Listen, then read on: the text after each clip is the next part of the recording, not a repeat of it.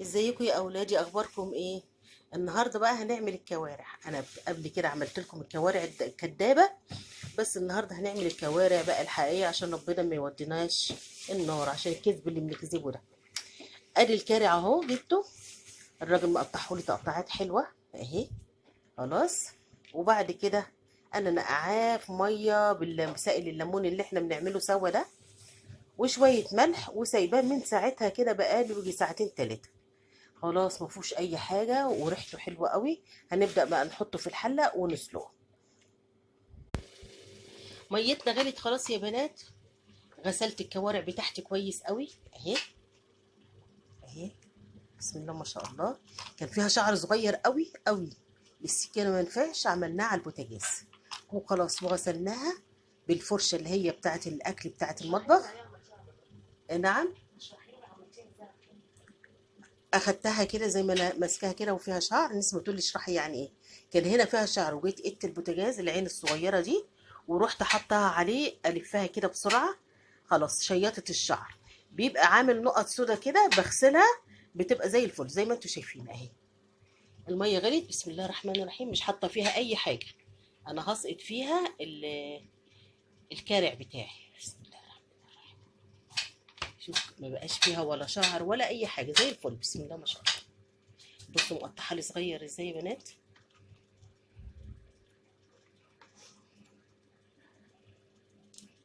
تغلي، اطلع الريم اللي بيطلع منها، زي ما نكون احنا بنسلق لحمه، هيطلع منها ريم طبعا.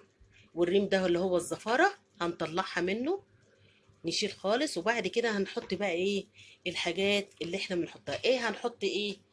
ادي اللي هنحطه. هنحط جزر، بصل، وطماطم. خلاص هحطهم هنا بس اما اشيل الريم خالص. وبعدين هحط الملح وفلفل حبهان، بس مش هعمل اكتر من كده. وبعد كده اوريكم هنعمل ايه. شايفين يا بنات؟ بسم الله ما شاء الله اهي. شايفين؟ غليت، ما طلعتش اي حاجه، لان لما نحطها في عصير الليمون اللي احنا بنعمله بيخليها في منتهى الجمال ونضيفه زي الفل. شوف ما طلعتش، شايفين الحبه اللي طالعين قد ايه؟ انا لسه ما طلعتهمش، هطلعهم دول.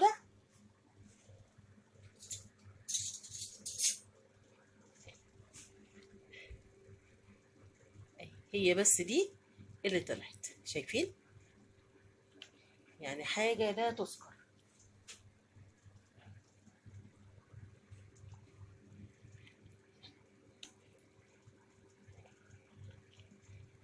ادام تغسلي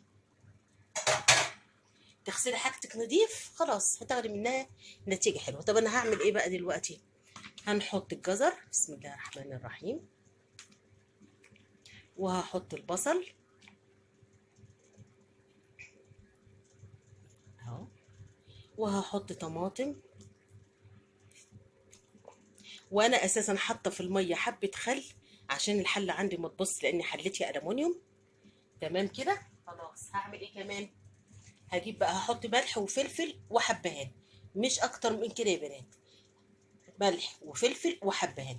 هاخدها غلوه، انا دلوقتي بالليل هاخدها غلوه، وهطفى عليها لتاني يوم الصبحيه. يبقى انا كده سويتها نص تسويه، تلات ارباع تسويه، حسب نوع الحاجه اللي عندي، المحتوى اللي عندي، وحسب انها كبيره او صغيره او حاجه زي كده. تمام. يبقى انا هحط ملح فلفل حبهان، هخليها غلوه قد نص ساعه ساعه، مفيش مشاكل، وهطفى عليها لبكره الصبحيه هكمل السوا بتاعها. خلصنا الكوارع اهي يا بنات، الحمد لله. شايفين؟ بقت زي الزبده. انا ما بحبهاش مستويه 100%، انا بحبها 90%. بس شايفين عامله ازاي؟ ما شاء الله عليها اهي. ادي الشوربه بتاعتها، شايفين الشوربه بتاعتها وجمالها. خلاص هنعمل بقى الفته. هات الصوص على الوش، بس هنعمل جنبها فته، بس ناقص الصوص اللي على الوش.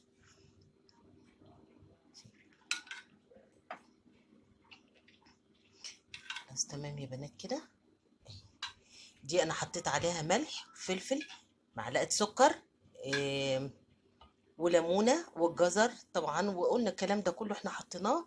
دي التوابل بتاعتها اللي انا حطيتها ووطيت عليها، خدتها ساعه بالليل، وتاني يوم اخدت لها بتاعت ساعتين او ساعه ونص حاجه زي كده. بس وكده تمام، وكل سنه وانتم طيبين واشوفكم على خير، والسلام عليكم ورحمه الله وبركاته.